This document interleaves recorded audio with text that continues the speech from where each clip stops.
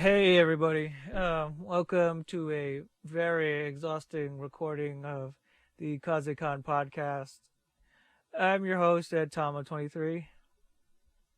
And I'm a mug feeling Mother Nature. Yeah, the reason why I say exhausting is because I just got off my first day at work. It was fine, no real issues. I've worked before, it's just that it's been a while. It's been a few months since my last job, but even though it was tiring, I think it's going to be all worth it because the pay is a lot better. And a couple of people I know there I've worked with before, so I'm in good hands. I'm just tired just this whole day. I'm kind of tired myself because I had me a nice round trip that it wasn't like a waste of time or anything. It's just unnecessary drama that was piled up to the point of was like, why? Yeah, I know that. I know that feeling. Speaking of tired, I think Ninja was tired of Twitch, and he was Yeah, bribed to because get it's on Mixer. See what I did there? We segued. Yeah, yeah. our first topic, we just kind of want to get out of the way. We wanted to talk about Ninja leaving Twitch, but it wasn't really so much as a Ninja story because I never really watched the dude myself. He's just Same. But it is interesting with the drama that goes around the whole situation. Like yeah, people saying, "How dare you leave the community?" And I was like, "Who are you?" I think the problem was is that he is considered one of the biggest streamers of Twitch currently, and I really think that it doesn't matter where he goes. But if he leaves Twitch, why is it a bad thing? I mean, don't they want other people to take the spotlight? It's a bad thing for people who subscribe to him on Twitch, who spent money donating to him on Twitch. Community wise, I think Ninja's community is the one suffering. Since we're just spectators in all this, I don't think we really see the big picture of him leaving. It doesn't really matter if anybody's making a big deal out of it. It's just because it's Ninja. Like the fact that we're talking about it shows how much influence he has just because he's one of the popular streamers. Yeah. The only reason, and the funny thing is I only heard about him because Twitter had a moment where it said, "Oh, streamer on Twitch named Ninja streamed with Drake." Whoa, everybody! And Fortnite was the peak of popularity. It was getting crazy. The upsurge of people starting to get into it and everything. Everybody was playing it. Your cousins, your friends, I family kind of skipped members. that on myself though, because I kind of figured it's gonna be the it thing for about a couple months, and then people are gonna gravitate to something else. Hell, yeah, no, I played it, and I'll say that like I had fun playing it, but after a while, it's the I understand that they add a lot more stuff and modes and things to spice it up. I'll give it that much because compared to other battle royale games, a lot of them are very standard. Oh, like PUBG. I don't know what else they've added to it, and Apex just got its second season. But none of those two games alone, I don't think they've done anything that breaks the mold. Yeah. That Fortnite's doing stuff that people consider are broken, but I think it's like Smash Brothers. It's like people are complaining about. I think Fortnite's more of a party game than a competitive game. Yes, there are tournaments and all that for that jazz, but I don't think people look at Fortnite to play it as to get competitive. And I think if anything, people are just streaming it because it's the easiest thing to get views if you're a streamer. Minecraft, Fortnite. Hey, I'll say this about Fortnite, Minecraft. Like at least Minecraft has it's more of like for me it's a family thing. Like I got family members that play it and I play with them and it's fine. Friends, it's just it's if you're bored and you're with your friends and you don't have Mario Party, Minecraft is actually a really good alternative. And I know there's other games out there you can play with your friends online, but I'm just saying. I mean, I can't vouch for it because I'm not the designated person they're going after. So No, yeah, see, look, here's the thing. when it, I don't know if we made this clear, but here at the Kaze-Kan podcast, we don't strive to be the number one source of video games and anime. In fact, most of my anime Well, we getting the knowledge, money to do that though. uh, yeah, if you pay us, if you start paying us, we'll start getting better at it. But what I was going to say is that if anything, in terms of my anime knowledge, is minimum compared to Mean Mugs, because he's the guy that mostly has the topics for anime because he's mostly dabbled into that more a lot longer than me.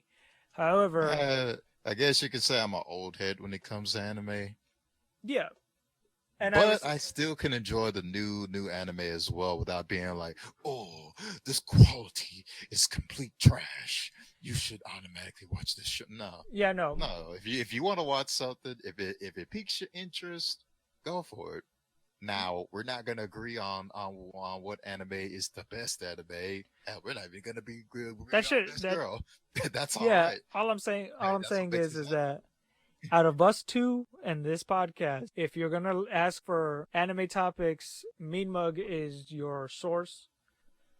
I'm not gonna put out myself out like that, but I would say when it comes to like the fact that I have more say on the video game side, mostly because I've played more video games than I have dabbled in anime, and I've ranged from casual first person shooters like Call of Duty, Fortnite, or even Minecraft, but also have played RPGs like Persona, and I'm only saying Persona base wise. I know there's Shin Megami Tensei, blah blah blah. Point you, I'm not. I'm more of the Oh no, mid. I'm actually no. I was just like, bro, I didn't play into Persona, so Yeah, all I'm saying is that I'm mid tier when it comes to games because the last thing I want to say is an expert. I do know a lot of games and niche games that I still had yet to try. But I played the casual games that everyone's playing, like Rainbow. I'm not saying it's casual in terms of skill. I'm just talking about like everybody, general audiences. Rainbow Six, Siege, Fortnite, all those. I have cousins that play it, and I played with them for a while. But right now I'm playing Final Fantasy 14, and I'm trying to get into it. But all I'm saying is that when it comes to games and topics and mechanics, I would probably refer to myself. And I'm not tooting my own horn. I'm saying is that if you, in terms of games, you lean towards my side. If you lean toward anime, you lean toward Mug's side. Simple as that. So like mostly when topics come up about games, either most of the topics have been through Mugs because it's anything I would have brought up, he would have caught wind of it. So I just had my 2 cents around it, and if I don't know anything about it, I mostly just give my 2 cents from a perspective about it. Because like Mixer, that's what I was gonna bring up. Mixer is not that bad of a streaming site, but be warned for new users, it's really casual. It's Fortnite, Apex, League, whatever, Minecraft. If you're not streaming any of oh those no, it's three, not casual. But they got porn. Oh no, wait a minute, that's mixers. the dating site. Yeah, thanks Microsoft. Uh, Brilliant advertisement. that won't backfire at all. Anyway, and it's funny Yeah. because it was the first thing that was going to autofill on my Google Chrome. I've never been to any site except Mixer, so I logged in to Mixer. I created an account. You would think that, like when I type in TW, immediately Google is like Twitch.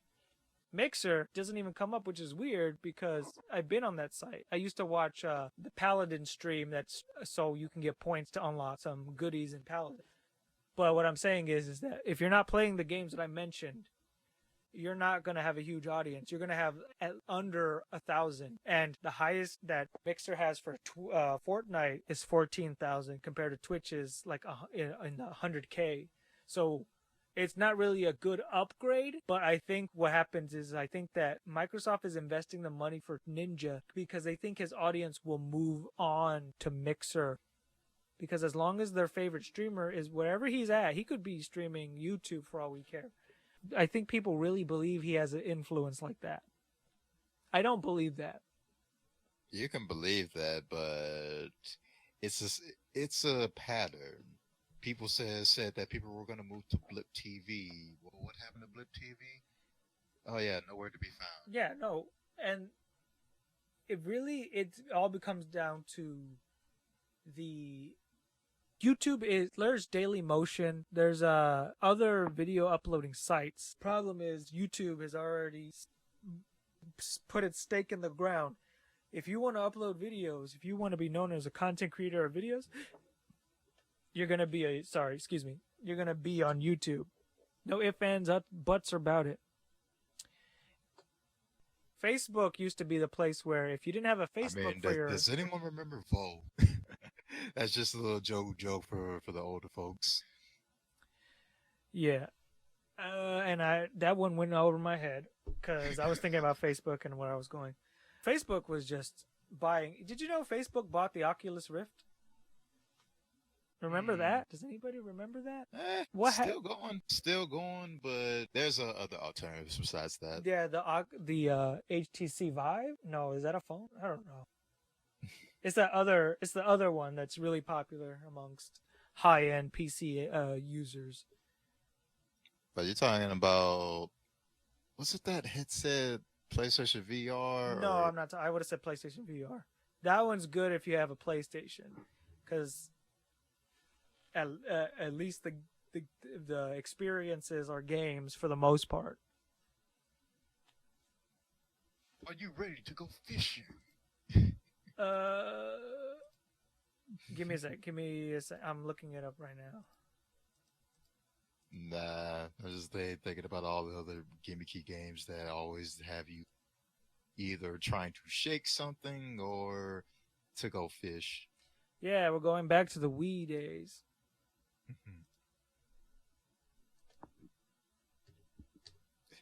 But speaking of games, for the people who've listened to this stream before, y'all already know I'm a GC. I breathe that stuff. And recently, we just had the equivalence of a Super Bowl in the community by Evolution 2019. Everybody knows you could just say Evo. Hmm, I know. But because I'm tired, I feel like being that guy for a split second. Yeah. Oh, and Well, by the way, and my mind's kind of nodding off at the same time because I'm like playing Devil May Cry at the same time just to keep my brain running because I'm running off fuse myself. for the FYI, it was the HTC Vive is the headset I was talking about. That's the one that I've seen a lot of people you have over the Oculus. But anyway, so does it? So yeah, Evo 2019, major upsets. There was a little bit of drama, but that's hearsay. We don't know end of the story. So instead of talking about something completely out there, I'd rather talk about the fun stuff that happened at Evo. Yeah. So from my perspective, I had that cathartic moment because I remember a long time ago there was this smasher going by the name of Leffen who said, "Oh, no one's gonna watch Under Night in Birth. No one's gonna play it. Not that many people are gonna show up." It broke over 1,000 easily, and they're getting another game. Who would have thought? I mean, but don't worry, we'll get a Melee too. Oh, wait a minute, we not. Catharsis. I mean, it's almost as if it's at that point. I think that when they kept saying they weren't going to break views, I think at that point most people were just starting to do it to spite Melee players. The thing about Leffen, he can talk as much trash as he wants, but he don't know the passion of the Melty Blood community. By Melty Blood, Under Night, Blaze Blue, he don't. It's all that Melee clout. I'm telling you, Melee as a game outside of tournaments is a fine game, but once you start getting into that Smash Bros clout, you start. See, the clout is all right because I'm gonna still play the new Smashes either way. No. Well, what I'm reveling in joys of is eventually seeing Melee join me and my brethren in the trash. No, I'm telling you, dude. Like, it's one thing to be a Smash Bros. enthusiast, but being caught up in all that and everything about it, there are like so many people that play Smash that don't even know half of the games or even touch the games that some of these characters are based off of. Yeah, I ain't gonna lie. I like playing as hero, but I never played a Dragon Quest game. And you know Shucks, what? shucks. But you like RPGs? You never. Yes, I like RPGs, but I only play certain RPGs. And that's okay. And that's okay. Action RPGs like Tales of, Final Fantasy, Kingdom Hearts. I'm gonna tell you this about Dragon Quest. Dragon Quest is, if you didn't get into Final Fantasy, but you're a big RPG fan, chances are you probably are a fan of Dragon Quest. Most people, one or the other, you can't have both. And I'm not saying that You can have both. At that point, you're just being obnoxious. No, what I'm saying is that which one would you die for? Neither. No, I'm talking about somebody who likes both. If somebody likes both, if one series had to die, which one would you pick? That's what I mean. You can't have both. If Final Fantasy were to continue and Dragon Quest ends, I know that would never happen. What I'm saying is, which one would you pick? That will come down to what they doing. I mean, do they got the Sonic syndrome going on? So if you got into Dragon Quest, you would probably get into Final Fantasy just fine. Same thing with Final Fantasy. I just think Dragon Quest just didn't have a big impact as it did in Europe and Japan. For me, Dragon Quest is more of, I wouldn't be too interested in the older gameplay styles, but for the more modern ones, it'll probably hold me over fine. I know just by looking at snippets of gameplay. Because my thing is, I could never have patience with those first-person RPGs, OG D&D dungeon crawlers, to where a monster has appeared and you're at a first-person angle, and then you got to do, Dragon Quest, if I remember, has random encounters. It does. I'm just talking about like the OG, like what was it called? Before. I think it was called Dragon Blade when it first came over here. Yeah, it was like Dragon Warrior. Oh, Dragon Warrior, yeah. If it was like gameplay like that, it don't matter what game it is. I just don't have to get the patience for the gameplay style. I even tried to do that with Persona Q, and I was like, I can't with that. So this is the first time. I think this is a Kaze-Kan first. I will probably put the link in the description, but there's a video I saw called New to Dragon's Quest, Playing Order and Where to Start by a guy named Sack Chief. I watched it while I was at the doctor's because it was true. Like playing that's what I was gonna segue into when you mentioned playing Hero. Like you never played a game, but like me, I've dabbled in like a little bit of Dragon Quest, but not enough to be like I'm a fan. But playing as Hero made me want to jump into Dragon Quest again and be like, all right, but let me do this right. You know what I'm saying? So I looked up where to start, and it's the same thing. And I'll say verbatim kind of what he said.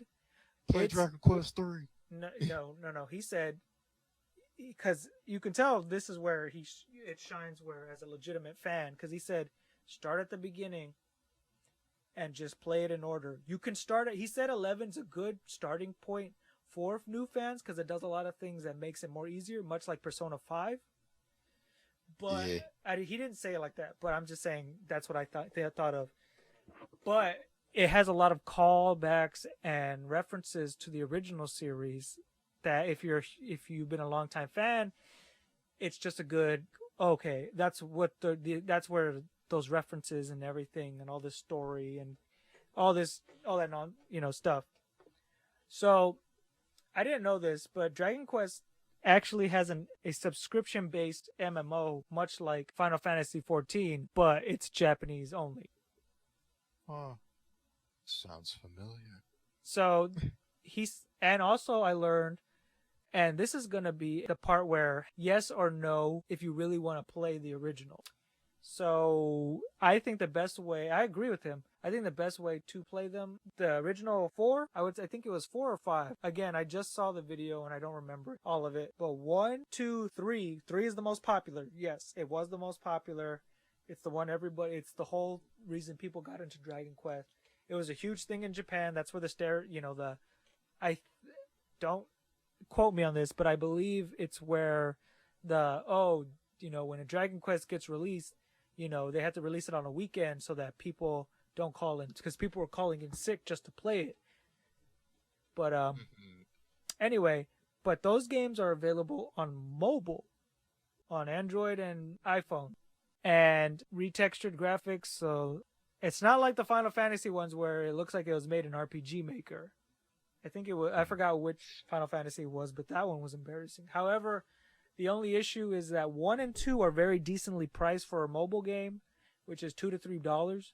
However, when you get to the more popular series, you're getting like a $14 increase. Yep.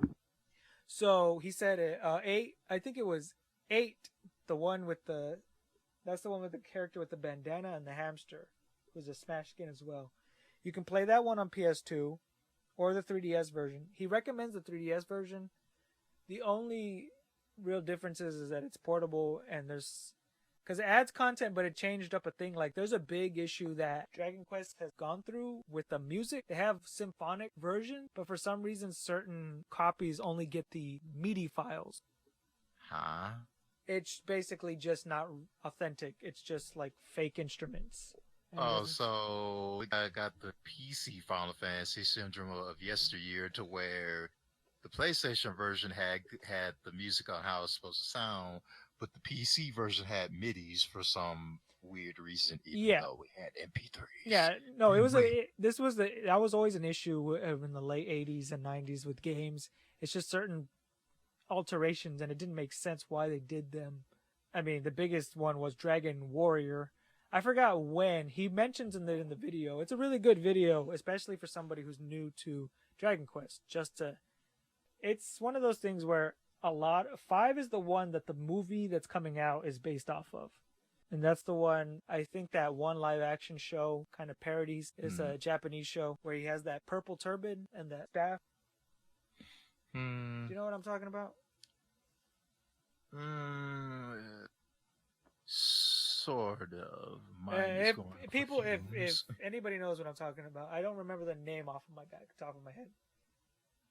But my point was, because I realized how I went way into it, I think that was my topic, was the Dragon Quest, because of that video. But my point is that playing a game that has a character in it actually would incentivize people playing the game that they're from. Smash Brothers does a good job of doing that. The problem is you can tell that to Capcom. The problem is that the Smash Bros. Clout kind of like, I don't care about that. I just want to play Smash Brothers. Same thing with it's no different from when Persona 5. There's a lot of people that haven't touched any of the older series. But anyway, back to the Evo stuff, because I realized we went way too much into a different topic, but that's fine. It happens, people. I'm exhausted. I'm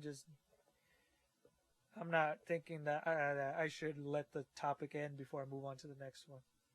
And I am just mindlessly fighting Nightmare and Devil May Cry for the Switch.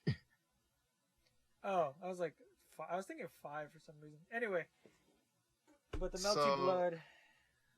So yeah, people showed up. It did good numbers. It was an interesting tournament, and shoot, we all had a good time. I mean, people weren't looking down or trying to do some stupid stuff. Because they say the Smash community was on its best behavior, but I question that a bit for. They were on their best behavior, and nothing really sparked outcry. Yeah, there were probably people complaining on Twitter and whatnot, but there wasn't anything like crab throwing moments. Yeah. So let's see. The only way here's how you can say that the Smash Brothers community was on their best behavior. Oh, that was a really nice Evo. Didn't smell at all. Yep. Didn't smell, and nothing too out of the ordinary happened for once. But which was nice. What else happened there? I remember there's a guy from Oh yeah, there was a major upset, which was entertaining, but it was for the Tekken community because. Oh yeah. It's like people thought that it was gonna be the typical knee JDCR was gonna win it. It's like no, this red dude for Pakistan just wins. Yes, that's the one I was thinking of. Yeah, that was the most entertaining thing because whenever I play Tekken, it's gotten to the point to where if you even use a character that throws a fireball, you're gonna get roasted. It don't even matter if you're using a Liza. They're gonna be like, "Why are you using projectile characters? Why don't you just get out of the way?"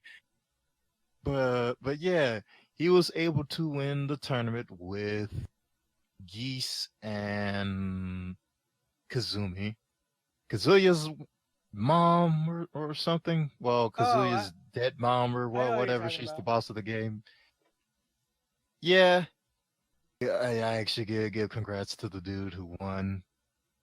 I'm sorry, I don't remember your name. I would remember, like, as I was saying before, and like we said in the beginning, we are both tired. So, Yeah, but again, congrats. Good representing your people in Pakistan, and I hope you cause many more upsets with your brothers and sisters, because this is all too. It's entertaining because it's not like, oh fuck you, no, it's like those times from back in the day when you watch wrestling and then everything is going fine and then this dude just comes out of nowhere with the chair that everyone just gets hyped. it's those. It's the for anybody who's unaware of fighting tournaments and Evo. When with upsets, it's not just the idea of just it's just some nobody that won because anybody could say he just got lucky. It was the idea. No, no, this dude beat all the Koreans and all the people from Europe and all the other people that America keeps saying, "Oh, he's not gonna win. He's not gonna win," and he just comes up. He Yeah, just no, that's wins. that's that's what I like. What happens? I like when And what the hilarious thing about Evo was when it came to Tekken, that dude, I love it because he wasn't doing anything too out there. He wasn't trying to appease the crowd. He wasn't trying to go for these fancy infinite juggle wall bound combos. No, the only thing he did was just hit, hit, hit, hit, hit, and hit. He just kept poking the dude. and that And no, then, I, oh, but what are you about to say? do you remember? It was this one. You can look it up a video, but there was a guy who just fought some random dude in Street Fighter 4, and he was using I don't know his name, the fat guy. Oh, you talk about Alex Valle versus Bon Chan when he was using Hyo, It was just no, and it was Bon Chan was talking trash, and no, no, then no, he no, just no, got no, no. Before it was just I don't know about the trash talking or anything. All I remember is the guy, the no name guy, because I don't remember.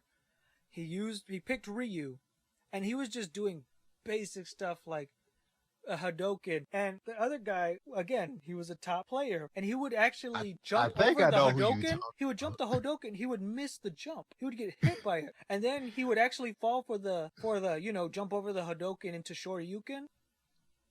He was just falling for basic things, and it was just and he left so tilted, and it was just and the announcers were It like, was amazing though because it shows you being fancy, trying to be a robot, trying to be a combo machine. Sometimes you just have to play the game.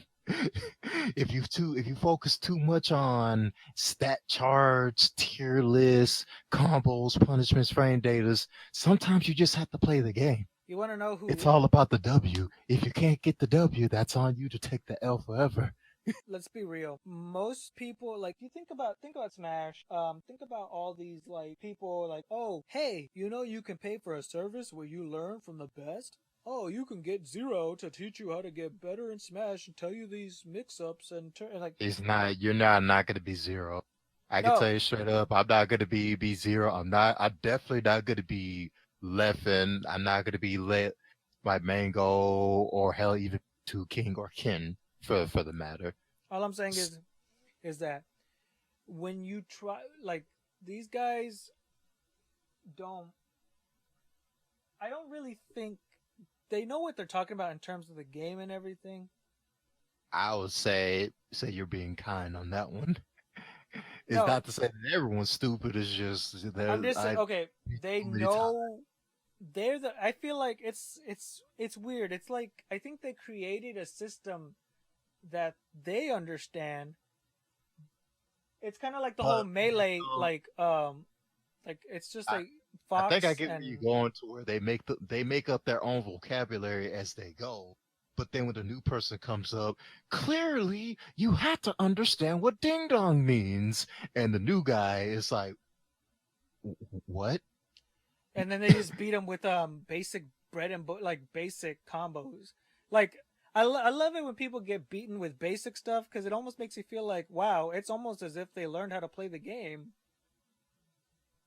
Yep. You put so much time into learning the jargon, you just didn't want to play the game. Oh, frame cancellation. Oh, wake up, super like It's like what I say to all people I help get into the fighting game community or help them strive to get better. Skill means nothing if you can't touch your opponent. I mean, you can have the best QB quarterback back in football of all time, but if they not getting no touchdowns, then well, that's a bad anthology. But some no, of the people are no, no. where Yeah, I'm I get what you're saying because it's true. It's just like, what if you learn all these bread and butter combos, but the one thing you forget to do is know when to block at the right points. It's true. Like in a, I know like, there's gonna be somebody out there who's like, oh, I don't know what you mean by that, but like, if one part of like, let's say the football team, it's just one body. Like a team has to be one. If anybody is out of sync, if any of your move sets or anything you do on the joypad or fight stick, whatever you do, whatever you use, if your basics are sloppy, your entire like technique is just like falling apart. no It doesn't matter if you pick coordination or your quarterback is your Fox, and but like it doesn't matter. You can get like it's funny if somebody like uses GameCube loses to a Wiimote. oh that happened and it was beautiful. It's because nobody cares. Nobody's like the people like the people who do this for tournaments. They get paid, and I don't know. Maybe they get a sponsor or that, but it's just gotta do that merch and sell the products. like let's be real. Half of these guys have worked. I'm gonna be like I'll say that a lot of the people in the FGC, regardless melee or fighting games, work really hard to get to where they are. But they work so hard and they're not even making a quarter, a fraction of what a football player makes or an actual like official major league sport like baseball or basketball in the US. Those guys are making millions of dollars and they don't have to they're set. They don't even have to win. Yep. Like you have to win in tournaments and Evo to make a name for yourself. And that guy did what he did regardless of what his reasons for. It could have been money. It could have been just to, represent, my a country. It doesn't matter what it's for. But if at the end of the day, it doesn't matter what you're like. I'm repeating myself. Whatever you strive for, if whatever you're doing, if you're gonna play fighting games to prove yourself, you need to make sure that you know what you're like playing. What is Tekken? Okay, Tekken has a lot of different mechanics that separates itself from Street Fighter. Oh no, it's not mechanically deep. Like I'm not saying it's deep. I'm just saying according to no, it's I'm just different. making it. According to Maximilian, it's not mechanically deep. In reality, but hey, Bring Back Killer Instant, right? but that's a tangent for another day. But you were saying? I was just saying that these tournaments, like when we see nobody's win, it should give people the confidence that that anybody can make it. It's weird that people see a nobody win and they get mad. You should be like, I'm not saying you should look up to him. I'm just saying that should inspire you to say, wow, if that guy came from nowhere, we never heard about him, that could be me. I could be that nobody that got up on stage and did the impossible. And you're gonna lose a lot. You're not just that guy didn't. Lot before That you guy like the fact that we never heard of that guy showed how much he hasn't really won anything. It's just amazing. It doesn't matter at the end of the day with Evo. It doesn't matter what country you're from. It's just amazing how far you can. It's even amazing how far you can get. Like if that guy just made it to the finals, It would have. I think it would have been fine. But the fact that he won made the impact of his path a lot bigger. Like now, people want to know who he is. Yep. And the funny thing is, he's not even the best of the region where he comes That's from, what I'm which is saying. like, so it's causing an upset to where it's like, wait a minute, you're not the best. If you're not the best, then who is? And now they're getting afraid. I was like, yes, finally, we're starting to steer away from the whole thing of, oh, Korean players are always the best in Tekken, hands down. It's like, nah, what about the people from Pakistan? What about the people from the UK? And I think it is. I think what it is that when it comes to like the stereotype that Korean players are better because that's everywhere, like in Overwatch, MMOs. I think it's just because they have like that.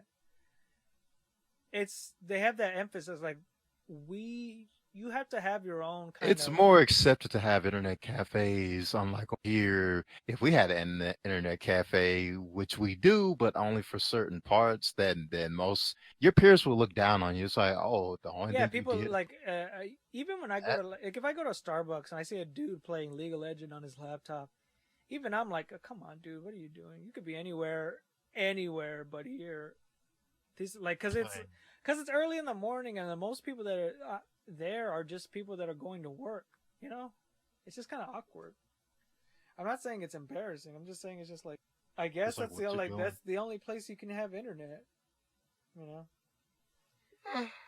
But anyway, what else in Evo? Because I'm the only. Well, they did announce some new trailers. Oh, okay. Under The Night, announcements. Let's move. Yeah. Okay. Under Night was getting another game, which is always good. It's like Uh. my fellow trash people who love Melty and everything else rejoice. Oh, did you hear that? The Capcom SF5 announcements got leaked. You know, it's sad. I'm a massive Street Fighter fan, but I didn't really care about the leak. Well, I don't think anybody. That's just sad coming from my because it's like another Final Fight character, E Honda and Poison. And I was like, yay, E Honda's cool. yes.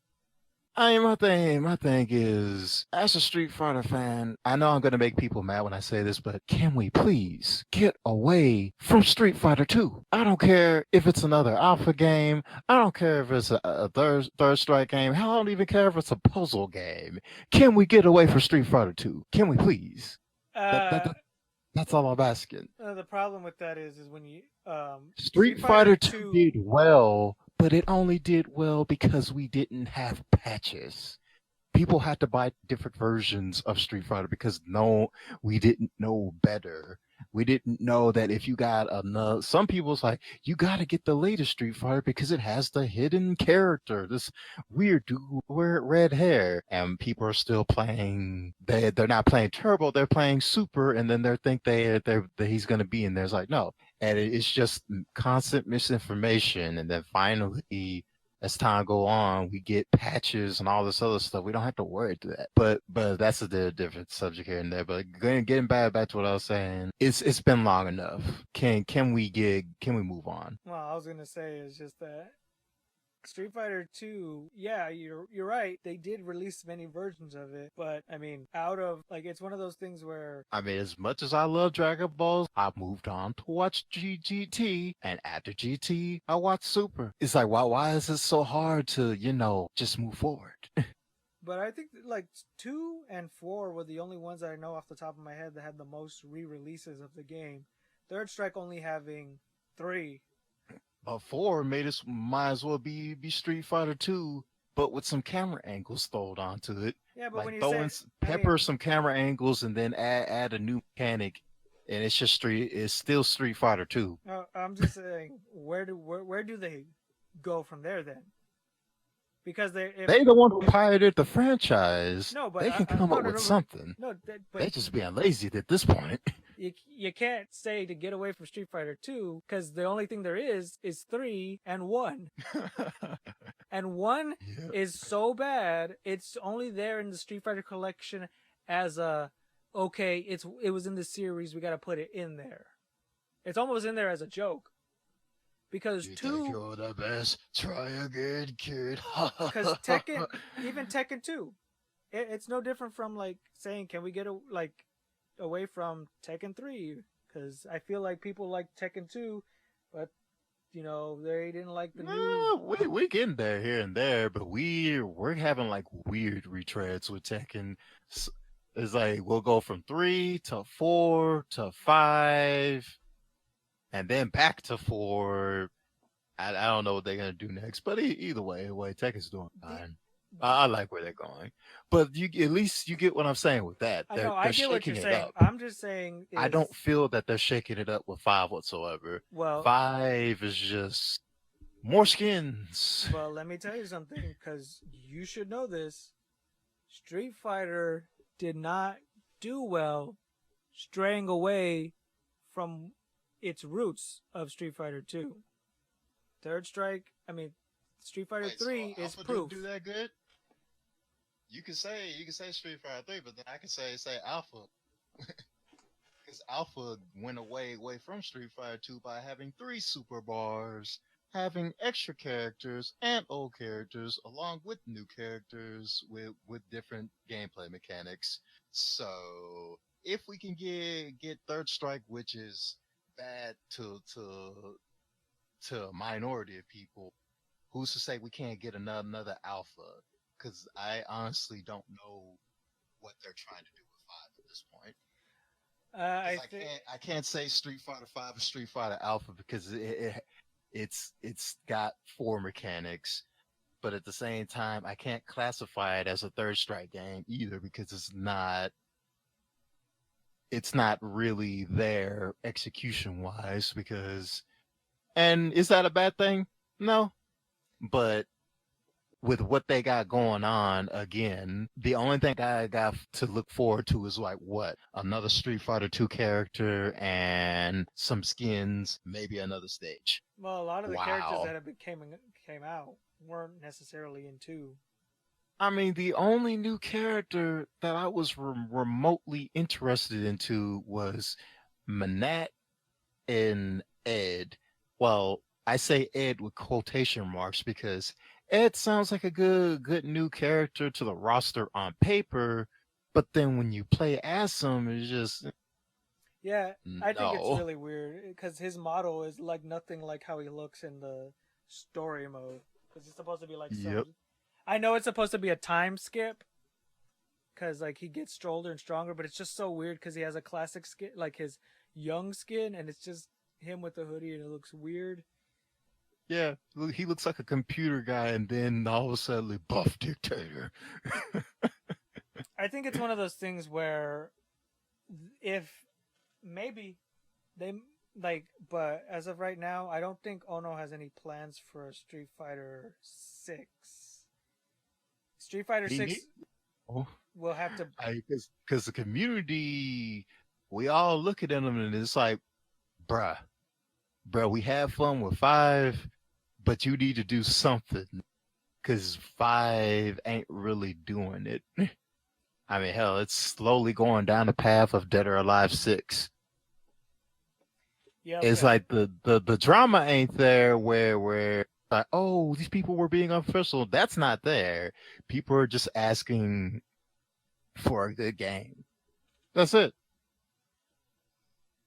Can I say Street Fighter 5 is good at this point? I can honestly say no. It's not garbage, but it's not what we would usually expect to get from a Street Fighter game. I mean, because as much as I'm not really down with 4, at least I can say 4 felt good playing it. It felt good coming back to it and learning new stuff. I think it's.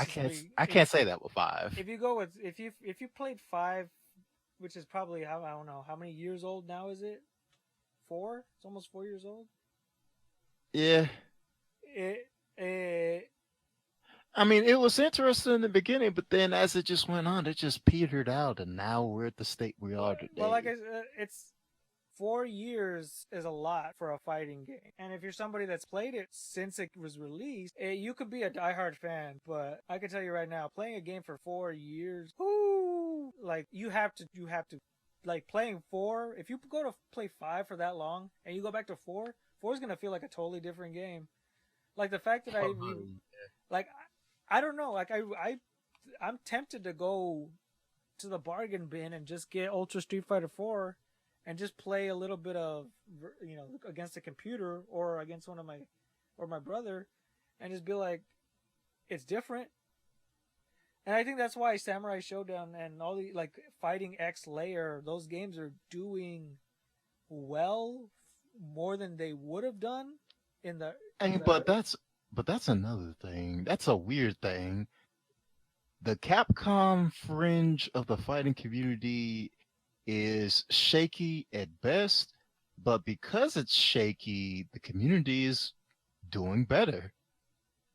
Because it used to be you have to play Street Fighter, you have to play this.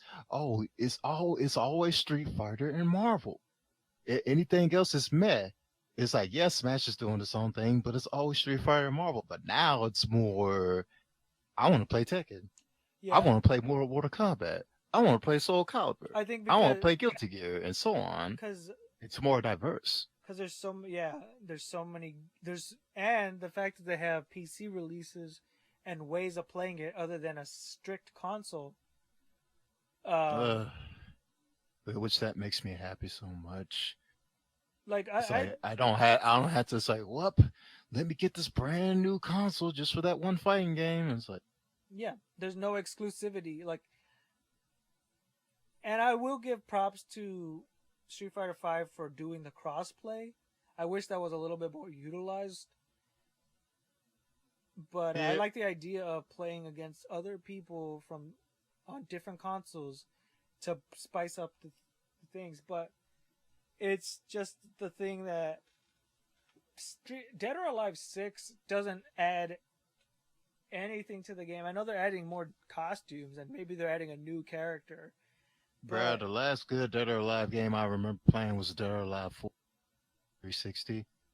5 is just, again, costumes, the video game.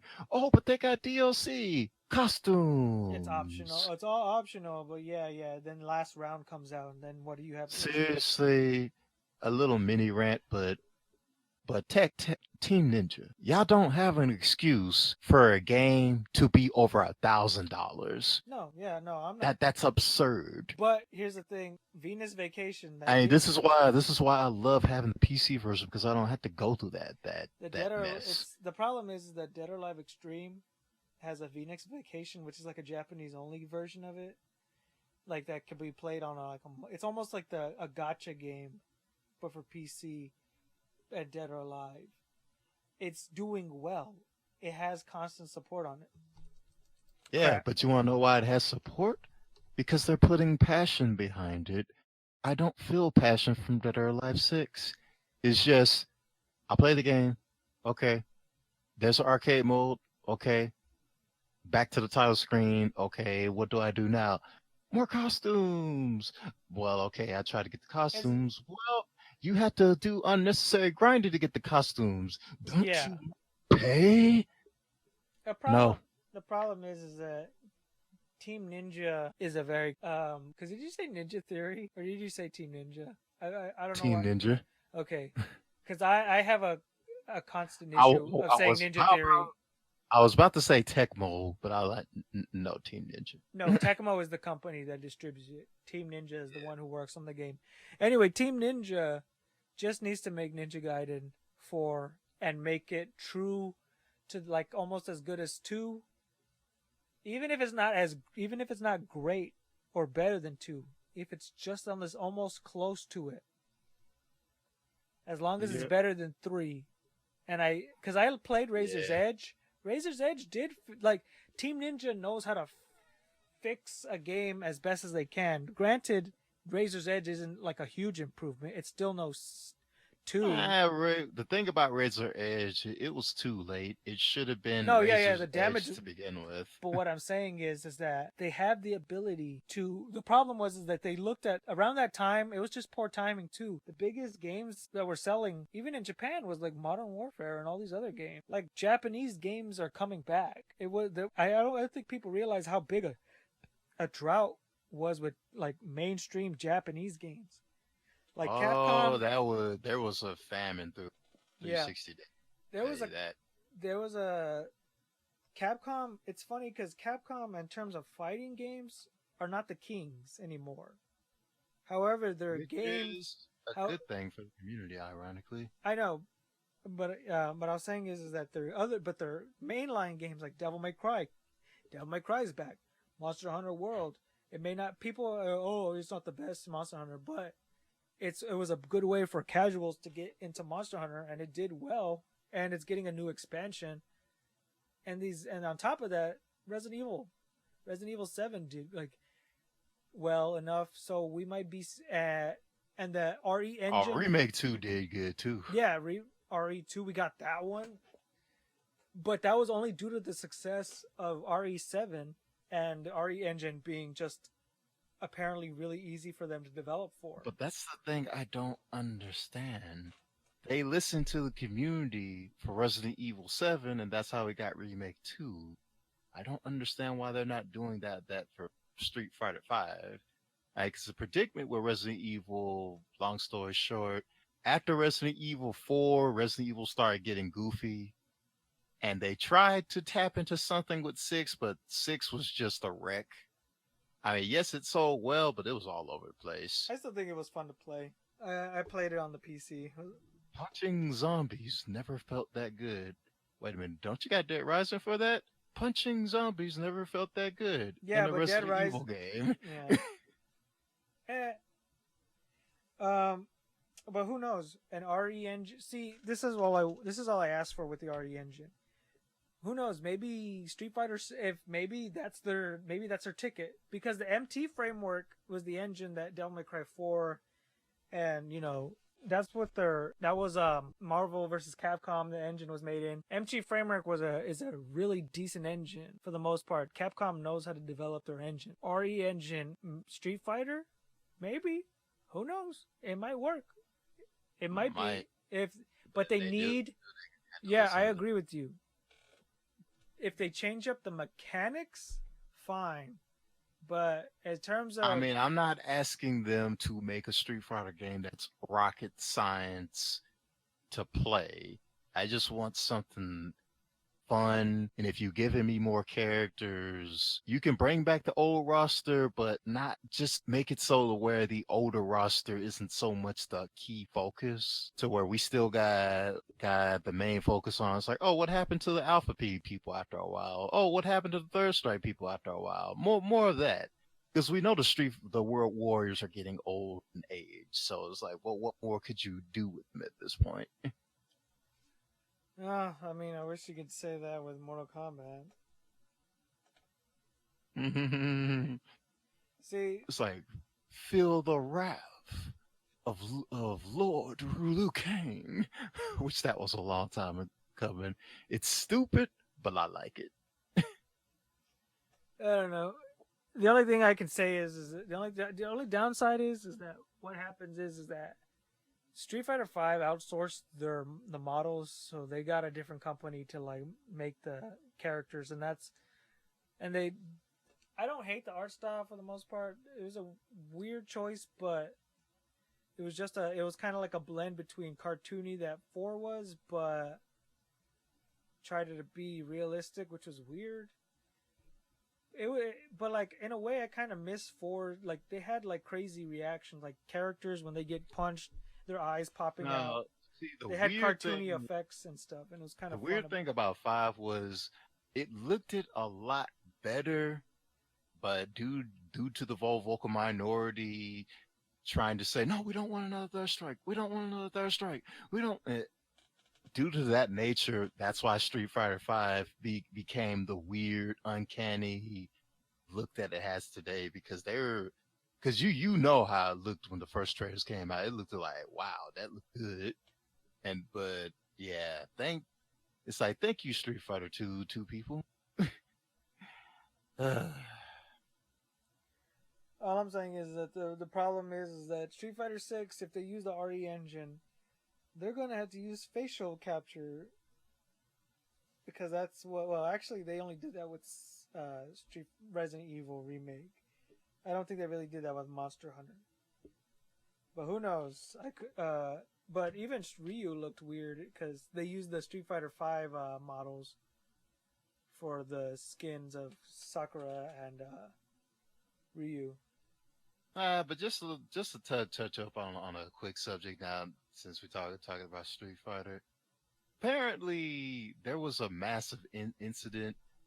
Well, I wouldn't even say massive because I'm not seeing this massive during the Evo. I forget, was it semi or finals? There was a little prank with with Solid Snake appearing in Tekken's Evo, and it was funny. It was funny because it had everyone going because everyone was like, "What? What?" It was Smash Brothers Brawl. Well, pre Smash Brothers Brawl before the game came out. That's how crazy the hype was because they all, and myself included, we all thought Solid Snake was gonna be in the game, but no, it was a joke. I was like, okay, you got it. And Yeah, but I don't think that's playing with fire because I wouldn't want. If Snake was going to be in 7, I would have been fine, but that's a little. it just gets on my nerves that people saying they shouldn't have did that. Da, da, da, da, da, da, da, da. It was a joke, but they're promoting Tekken.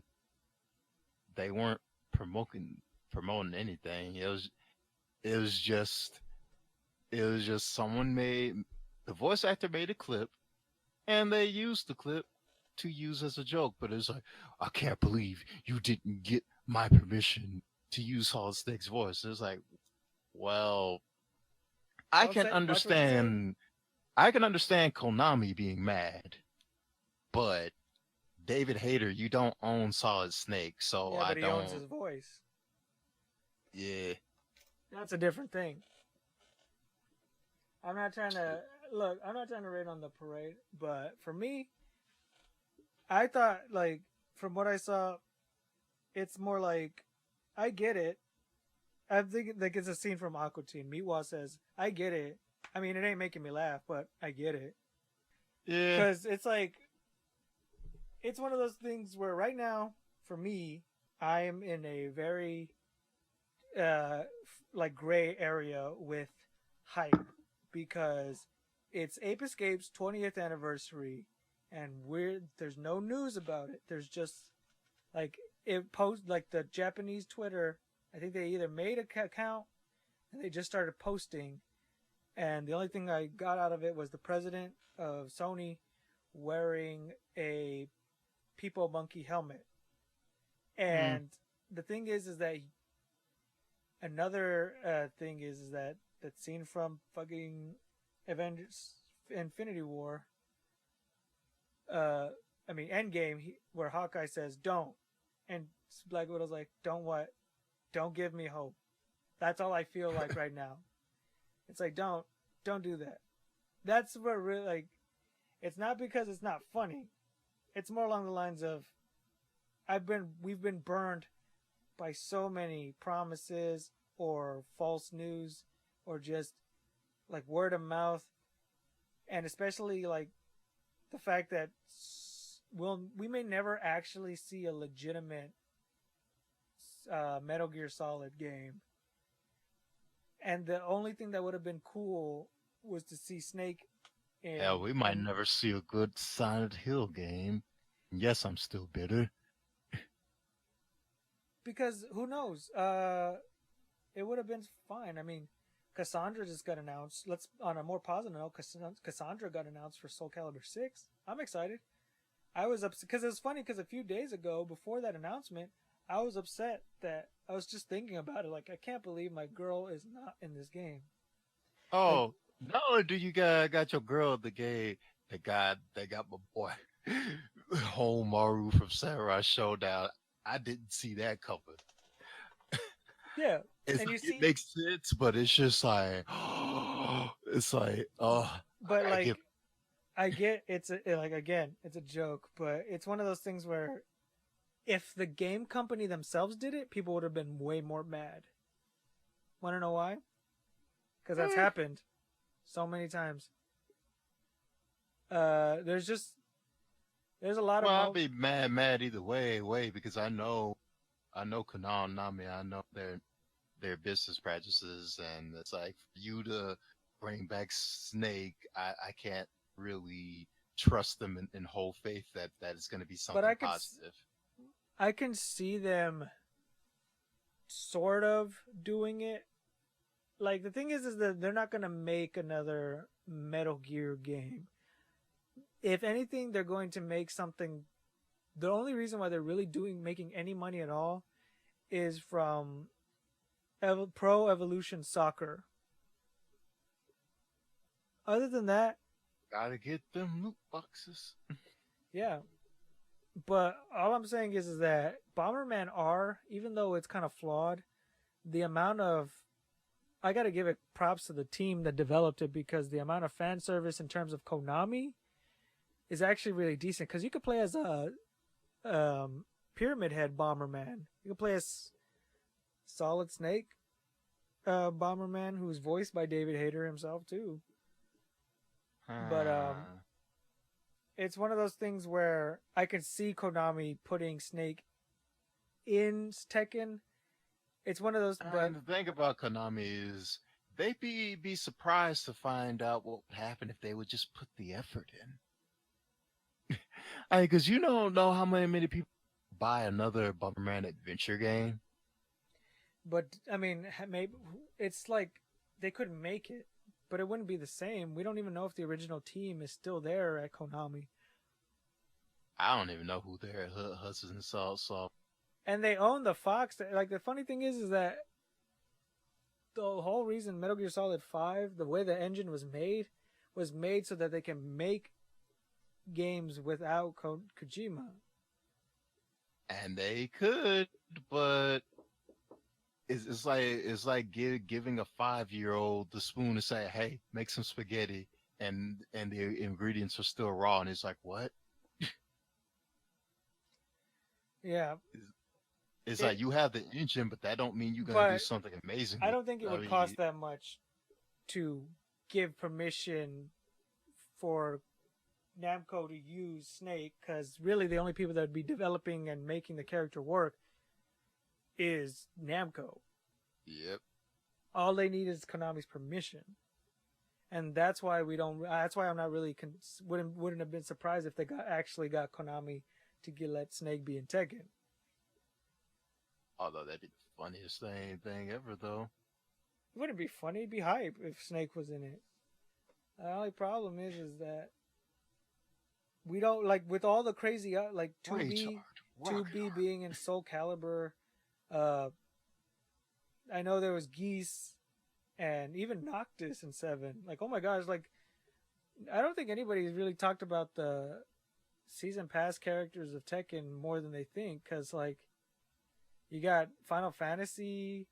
Bro, the only thing I Fatal keep Fury hearing about and Tekken Walking Dead is how it shouldn't be in the game. Who? I was just saying, the only thing I hear from the Tekken about new characters, DLC characters, is just, oh, Akuma doesn't deserve to be in the game. Kazumi's trash. That's all I hear. But then again, my perspective is skewed because after when season 2 came out, that bored me, but luckily we have two new characters. One's technically not a new character, but they've been announced. One chick from Tekken 6 and Leroy Smith. some black martial artist dude. I don't know who he is, but just looking at the trailer itself just made me like, I want to get back in now. I just find it funny, like, I don't know, some people, I feel like it's like, are you new to the franchise? Like, he's cool, I like his design and everything, I can't wait to see how he actually plays, but I just feel like there's some people out there that act like Tekken's, like, this is Tekken's first, like, black character. Wait, just the way how people were reacting to it. Apparently, Eddie is not the first black. It's because he's technically Brazilian, and that doesn't count. He's not African American. Blah blah blah. Okay, what about Bruce Irvin from Tekken 2? And Raven from Five. So I'm just more and more hyped because I like the charm. No, he Charm of looks. him. He looks. Oh. No. Of course. I'm just saying. Because he look like one of those boys where you look at him the wrong way on the streets, and that's what I He's like. the kind of guy that can be on the streets and just wear that attire, and nobody would laugh at him because No one would mess with him either. Because like that moment where Law tried to jump up, what weak? yeah. It's gonna be cool. It's gonna be fine. It's gonna be fun too. I'm hyped for him. I get it. It's just the joke. I'm not saying it shouldn't have been done. I just think if they would have simply asked, not Konami, but like if they would have just said, if they would have just run down with David Hayter that they were going to use it for, if they let him in on the joke, that probably would have been a lot better. You know? Although I give it to Harada for hopping on that shit fast because I was like, if Harada, if that because he makes, came out like in a split second, I was like, if Harada does end up getting, you know what, if he says, you know what, F it, and I'm just gonna get and Snake's as announced for the next season pass. no, you wanna know what would be even hilarious if Snake did come into Tekken 7? There's a trailer, and then it shows the clip again, but then they show him in the game. It's like you thought I wasn't coming. That'd be funny. Because honestly, the only thing I've been hearing rumors about is Kiryu. I mean, I'm not holding my breath for Snake. No, of course not. But I'm also not holding my breath for Kiryu either. No, yeah, I know. I just kind of wish it's perfect. Like he's just the perfect character. Or him to be in anything, really, any kind of fighting game, really. When is Kenshiro gonna make a pop into a more like and I guess another extra one. Blaze Blue Cross Tag Battle. Another Ruby character was announced. And I know that may not mean much for you, but for me, it's one of my favorite characters in the show. Who I think was underutilized. It's nice. It's not nice to have more Ruby characters in, but I'm only saying that because I still respect the original creator who passed. That's a whole. Look, it's like I got a soft spot. It's like I don't watch Ruby, but if they're doing good, I plot them. No, but see, here's the thing. She was introduced pre-passing, volume 4. Volume 4 was the one where everything changed. She was established very early into the series, and but it's just they just did so much retcons, and I don't know. I feel like they should have just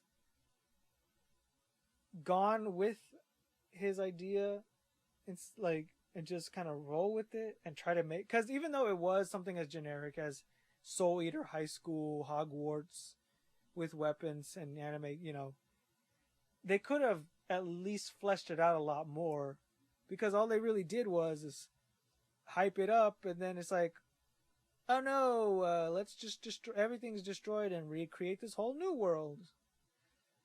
Kill off characters that didn't need to be killed off, but they did it anyway. Because shock value. But it's just, and if that, let me make this clear. I don't know how much of it was Monty's idea. I don't know where it cuts off. I think, but either way, I just don't like how the way it was handled. But we both can agree on this. Ruby has some good animation. Well, Monty's animations. Yep. And before anybody says anything about season 4 or whatever having good, keep the Yang and Adam fight with Blake. A lot of that stuff, some of the fights, I'll tell you this, I was really impressed, but I found out that it again, from what I've heard, is that a lot of that fight reuses a lot of Monty's unused assets. Not bad. So what it is that Monty pretty much just made that fight better because the whole story along with the fight was so ham-fisted. Like that's the problem. I don't like. I wouldn't know what to tell you about Ruby. Yeah, no. I'm a whole different boat. Like I talked about the I rant about this with my my wife and her colleagues that I've known since high school, and my problem isn't the execute. Honestly, isn't really the execution. It's just the way that they did everything, and like the way they write stuff. It's just like, oh no, it's like all this stuff that was hyped up in season 1 and 2. The bully arc. The old, like the original Ruby, just needed to get fleshed out, but instead, let's just change everything to the way we want. Because there's only so much you can do with that at that point. There's a lot of melodrama in it. You know, you could tell that Monty had a like push to get the show made because he wasn't given much to work with. If you look at it, Volume 1 is almost machinima like old school machinima tier, but Monty knew how to, like, what made it worth Volume 1 is the fights alone. Yep. The characters, you know, they got improved. I would say that they did get improved, but the problem is that they went at it too much like an anime, and I kind of like that they toned down a lot of the anime like style for it to be itself. I would say but all I'm saying is that Ruby, there's potential and hopeful though. I know this is like because they can change up the animation and do different storyboards to make a better narrative. To get back on topic, the character I was talking about is Neo, who is obviously referenced to the Neapolitan ice cream because her colors are pink, white, and brown, representing the three colors: chocolate, vanilla, and strawberry. She is my favorite character in this series, and she just made a return in Volume 4, and is probably the only reason why I would get back into this series. But the only reason why I was interested in her was because of her partner in crime, who they killed off, Roman Torchwick. The most interesting character who wasn't even the main villain of the series. Spoilers. I never seen that. It's not a spoiler. It's not. Look, I don't care. I don't care. It's not really a big spoiler because honestly, if you're like me and love the original Ruby, you already knew what happened. As soon as Volume 4 comes around the corner, everything just... I could honestly say I'm not going to watch Ruby. None again against anything. That's fine. Honestly, if you just want to look up the Monty fights and you're good. Yeah. Because if it's not a Monty fight, it's just a lot of exposition. But speaking of Monty fights, this brings us to our next topic. I know it's pronounced I just say because... Look, rest in peace, all right? Yeah. And also, I hope to see Ruby prosper even further in the future. I didn't mean to go into that tangent, but hey, it was because when I talk about Ruby, it always happens. Even if I'm just glad she's in the game, and it might be the only reason why I even played Cross Tag Battle. Hell, the only reason why I was even gonna play it was because of Weiss and Yang. Just a few characters, like Ruby itself. Yep. Anyway. It's a good crossover. But yeah, getting back to the next topic. Yeah, it's a weird thing about our last topic because we were about to talk about this one thing, but then we just start lollygagging into multiple different when we actually tried subtopics. Looking up the thing, it turns out it's not really a big issue. It's just a a loud minority.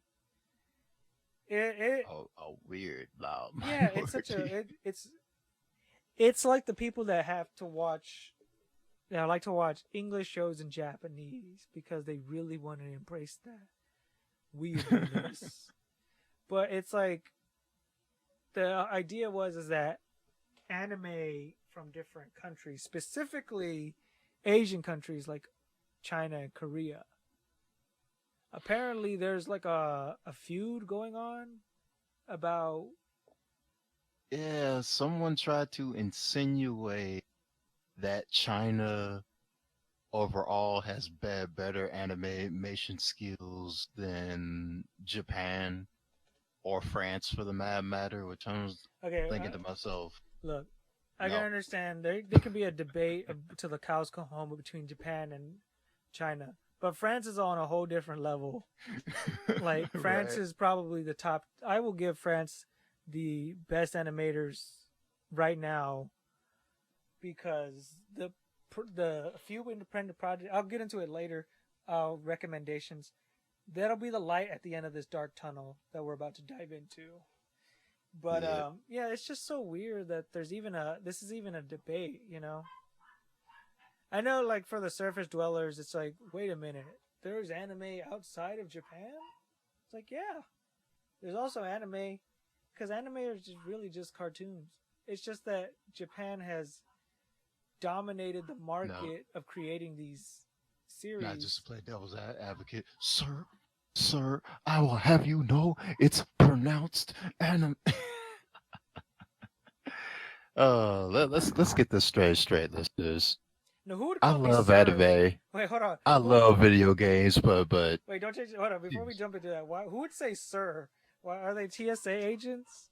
Sir, sir. It's pronounced anime. I just imagine some like TSA agents come. Sir, sir. We need to lower your voice. Isekai. It's pronounced isekai. Let's go to the anime. The Red anime. alert! We have a casual trash alert.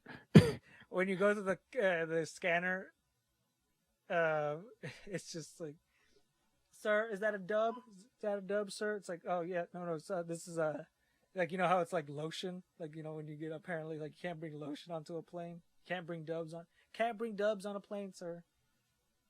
Is that a show from Cartoon Network? Step over here. Is that Legend of Korra, sir? Yeah. Okay, but okay, so let's just give you the cliff notes of what we. So long story short, there are apparently animes from China and Korea, and there's a small minority of people that either believe that a it's better or just as good. Nothing wrong with that. Problem is that shouldn't even be an argument. It's like if the show is good, it's good. That's it. Yep. And this kind of goes into like I think we are But bringing. the weird thing is when they try to make a comparison, they try to compare a 3D-esque Pixar Chinese film to a hand-drawn animation Yeah, anime movie. so that's the thing.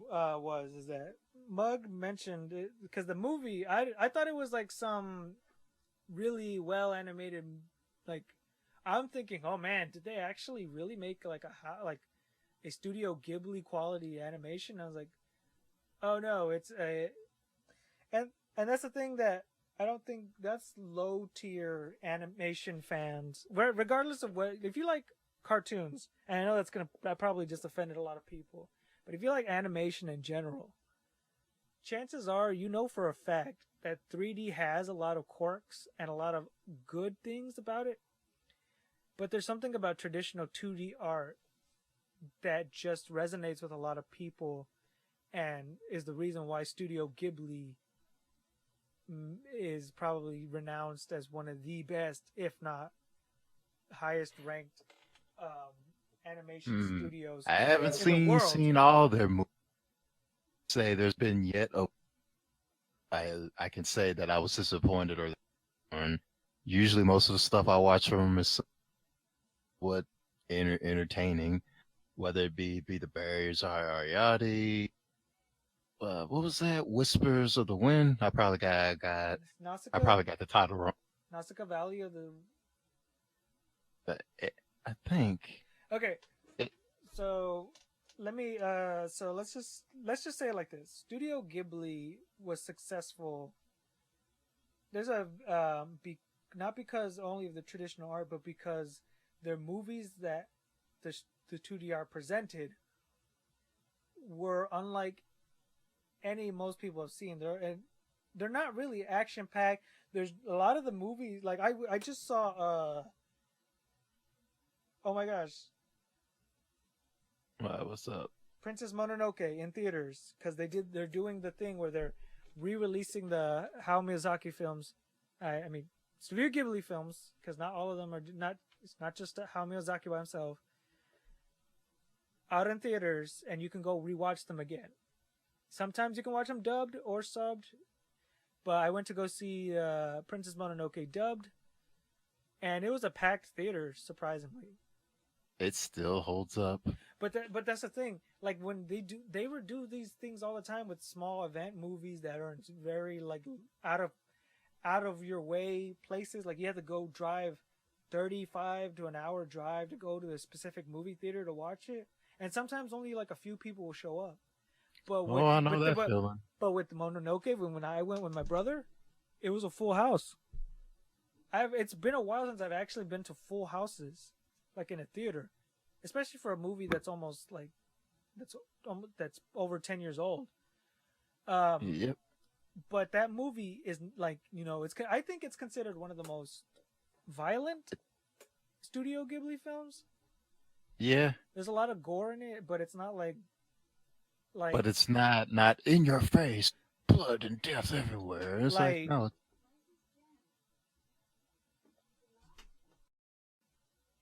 Sorry for the interruption. I would say it's the most violent film, but it's not the darkest one. I think the darkest one, in my opinion, is Grave of the Fireflies, just in terms of tone, because it's a very depressing movie, and it only gets worse at the very end. There's no, at the very beginnings, if you haven't seen it, like spoilers, it's the characters are already dead. It's a story of dead kids, and with their experiences with an actual event that happened. And apparently it's inspired by true events that happened to one of the crew members of Studio Ghibli. Although it's a different take on it, because I think it was about his sister and him. But I think since he dies in the movie... It just proves that some move bad endings and it still can be good. Well, I mean, bad as in like... Well, no, I don't mean bad as in... Yeah, no, just for anybody that, like... No, of course. No, I mean bad as in there was no... It's like they're dead. Yeah, so... And a lot of their movies don't really have this climactic ending or big, crazy, like, thing. Like, yes, Mononoke has, like, a big thing that happens. But the ending, everything kind of just... Nothing's... Like, the guy doesn't end up with the girl and they get married happily ever after. There's no happily ever after in these movies. But that's okay, Like, it's Spirited Away. Spirited Away is probably the closest thing of Ghibli getting as close to a Spielberg film. Because there's a lot of subtle things that the movie does that you can see in the animations alone. And that's where another thing that Studio Ghibli succeeds at is the visual storytelling. A lot of time when there's nothing happening in terms of talking, it's all happening through visuals. Like, there's a video made by a guy. I wouldn't recommend it because he's not really a big anime person, but the way he talks about it is that he like in the beginning, you can already tell what's going on, and they don't even explain it. Like, she's not like, I'm what's her name, and I'm moving away from my friends, and now it's all just like you already know what's happening. And the ending of Spirited Away, spoilers, if you haven't seen again a very old movie, the moment where she's told not to look back, when it's really that it's all left open ended. Like Yep. you can't tell if she really did or didn't. It's one of those really good moments, and it doesn't linger on it too long. It's a really decent movie about adolescence and growing up. I think Kiki's delivery service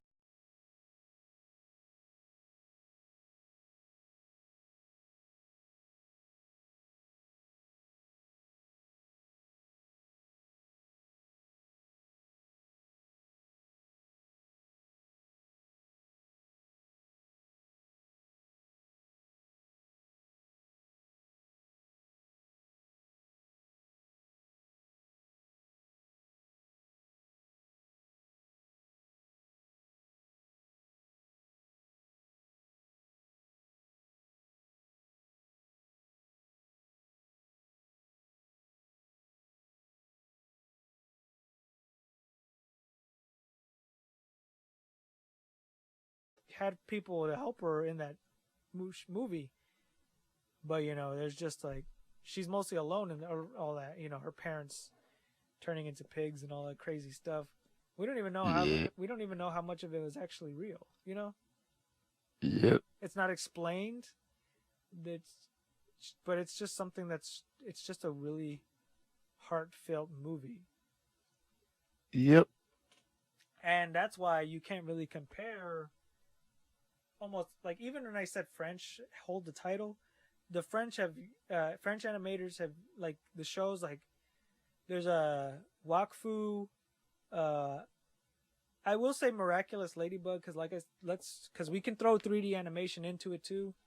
It's not that bad for what it is. I'm not saying it's great. I'm just saying it does a lot of really interesting things. Because Miraculous Ladybug was supposed to be an anime that was supposed to be animated by Toei, but I'm pretty sure there was a lot of restraints and budgets, and it was just way too expensive. So they ended up referring to 3D animation and doing a Monsters of the Week kind of thing. Who knows? I mean, there's still like clips you can look up, like the trailer of Miraculous Ladybug. I think there was supposed to even be in a film, but alas, it was never meant to be. But that's fine.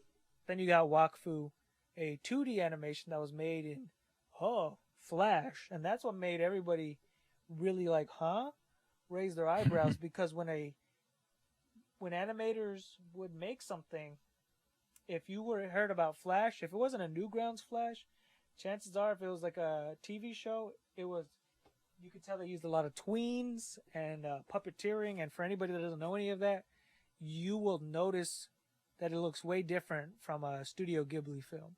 Have you seen Johnny Test? You know exactly what I'm talking about with tweening and puppeteering.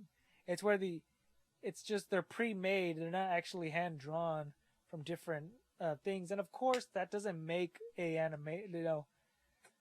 There's a lot of just because it's cheaply made. But the thing is, when I seen Waka, I would guess that was from Flash. Yeah, but that's what. But like you could tell, they mask a lot of the tweens and everything with a lot of extra stuff. And then there are some moments that are actually hand drawn and animated that you can tell it was. It's hard to explain. It's like visually you can see a lot of stuff. Like there's a lot of times it uses the same again puppeteering and tweening, and I could be using the wrong phrases, but I know for a fact what tweening means, so don't correct me on that. But there's just a lot of things you can tell that there's shortcuts, but then there's some really good animation where you can tell they actually put a lot of effort in. If anything, Wakfu uses the limits of Flash and tweening and all that extra stuff and puts it to the full extent. Because Flash can be used to make really decent animations.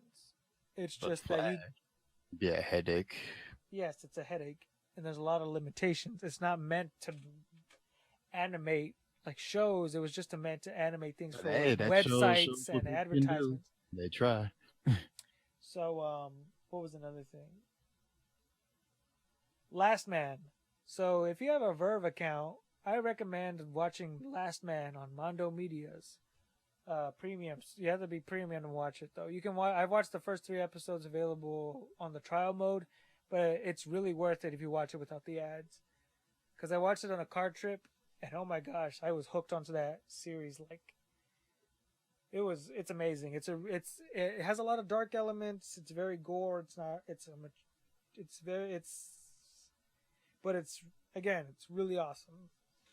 It was based on a French comic book, and this guy, he animates really well too. He's done some crazy animations. He's very not safe for work artist though. Yeah, I learned that when I found out when I found his Twitter. But his comic Last Man that he helps worked on, it's more on the gore side than the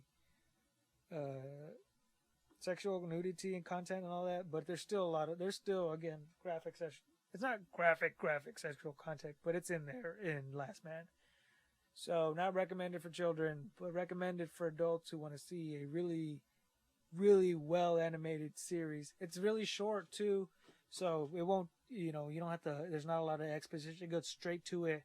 And it ends on again, this is a prequel to the comic, so if you read the comic, a lot of callbacks to the thing you'll understand, but you could watch it and still be like, oh, that's amazing. That was a great show. And that's why and those 3 shows alone make me say, man, France really knows what they're doing. So I think anybody who thinks that we got off topic, yes, we kind of did. The Chinese and Koreans do have really good animations and cartoons, and they have been outsourced to animate Japanese animes and Western cartoons. Let's agree to disagree that all of them have their pros and cons, and they're way better than Canada. Because let's be fair, I'll just throw Canada on the bus. Canada has probably developed the most cartoons, but they are the worst examples of what to do with Flash. Johnny Test, Canadian. Total Drama Island.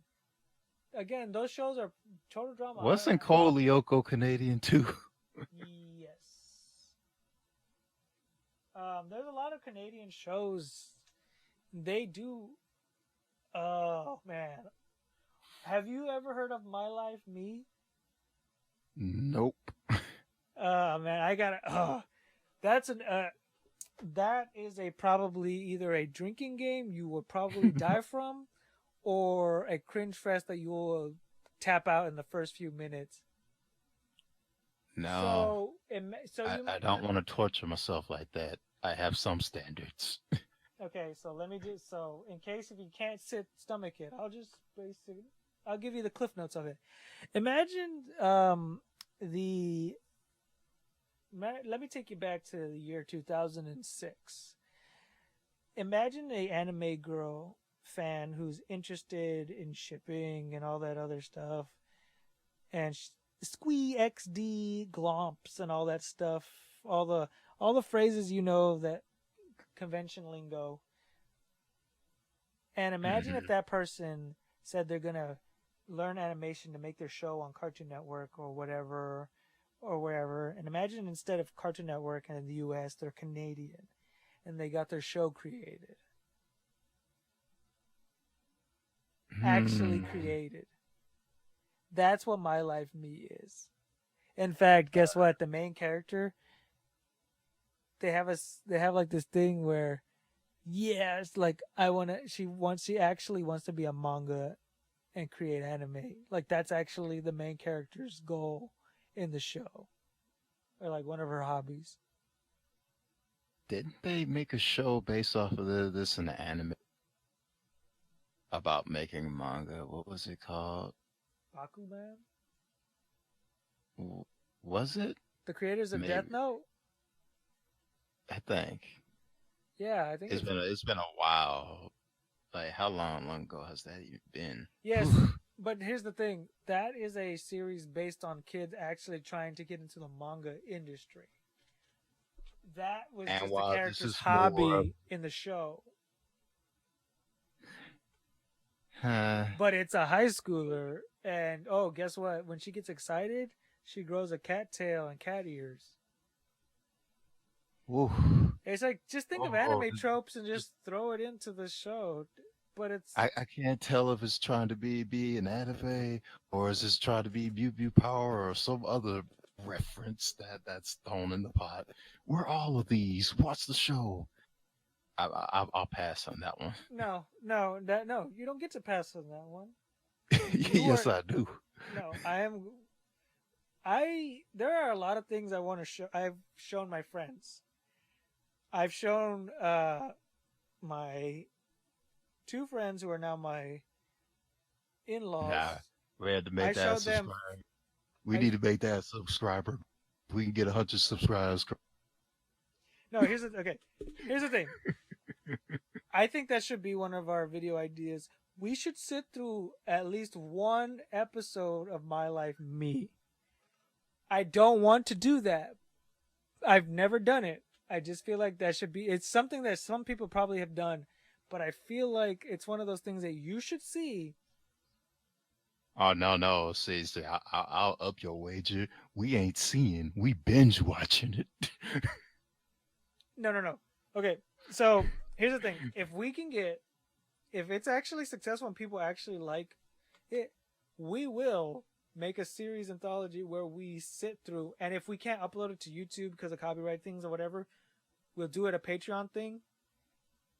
This is all still work in progress, guys. I don't think we're far from a Patreon idea but I would do it like this. The Patreon get to see the episode first, then if it's uploadable on YouTube and whatever, if people want to see more of, if we can watch through, I don't know how many episodes this show has. It doesn't have a lot, I can tell you that. But yeah, we definitely binging this. yeah, like you gotta see the absurdity of giving somebody who knows like the basic idea of, ooh, I just want to start anime, I love manga, I want to do all that. So let me know. High schooler mentality into a flash animation So from Canada. let me know this ahead of time. Is this worse than Kappa Mikey? Yes. At least you could say Kappa Mikey has like an appeal to it. Like, oh wow, it's a Western cartoon that goes to Japan, even though it's not really an actual anime. So another cut. Sorry for that, but what I was saying is that at least Kappa Mikey had two things. One, a basic gimmick that was it can at least pique your interest enough to like check it out, and also Beat Crusaders. The Beat Crusaders who did the opening theme song. They're a pretty good band. So at least they got a Japanese band. That's kind of cool, right? It could have been fleshed out a lot more. I don't know how I come across this. It's like I'm embodying the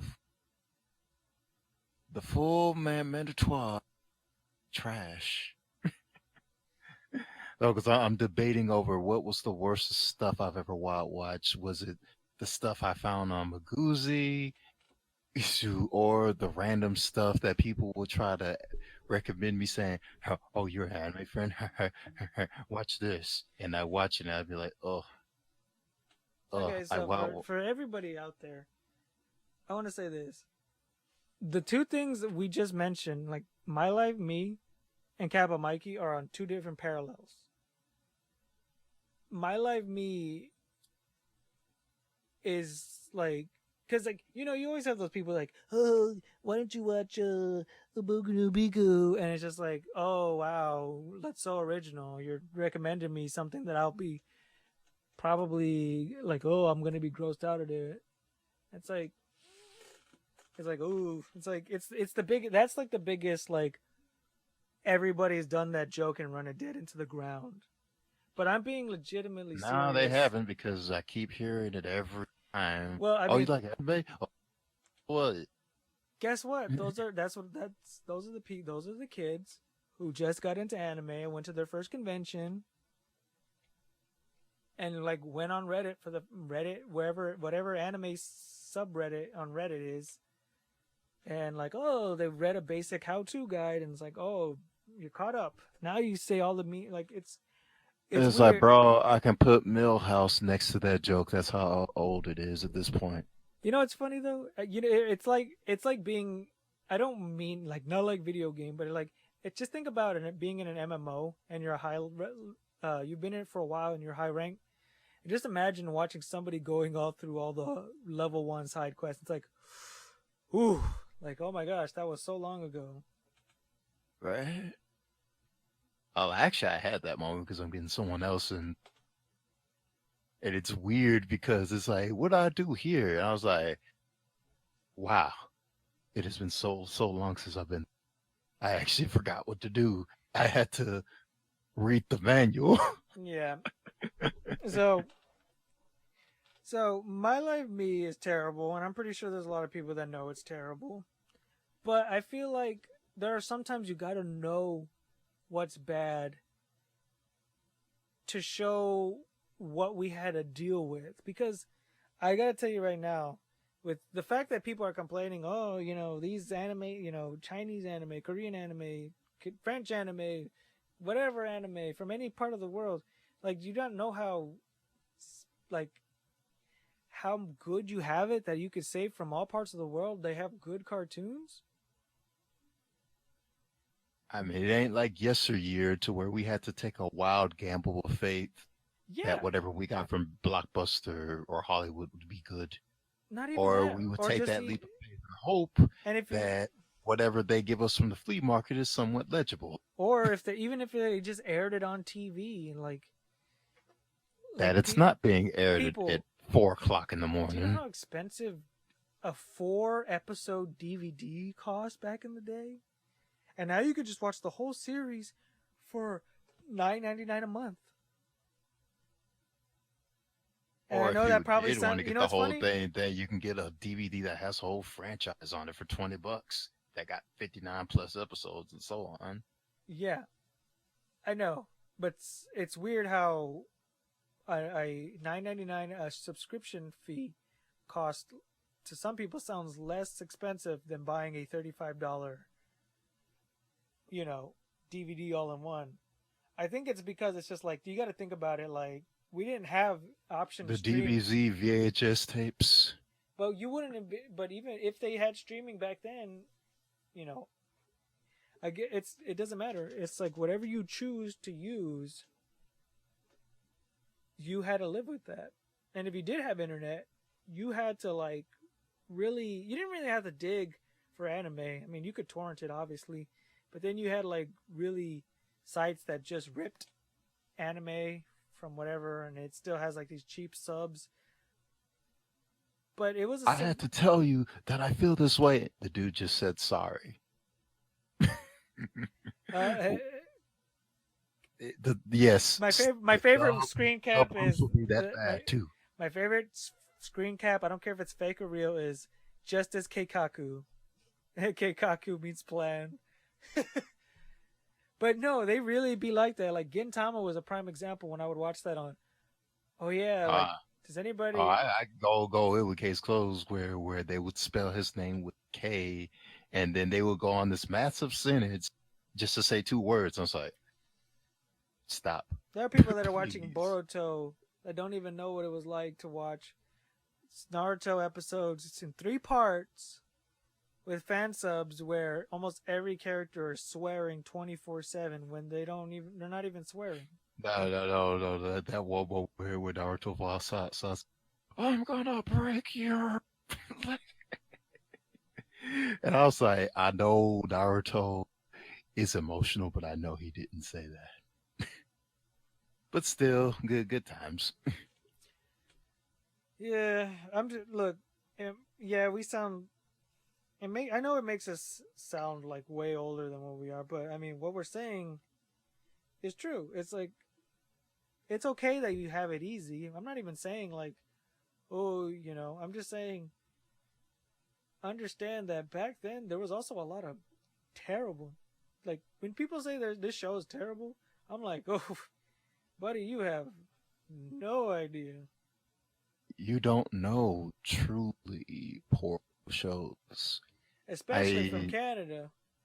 because I could tell you from my point of view, I've seen, but I'm to a point to where if someone says this show is bad, I will always be that one person just to say, "Oh, you think that's bad? How about this?" And then they give me their credits and look at me like, "What?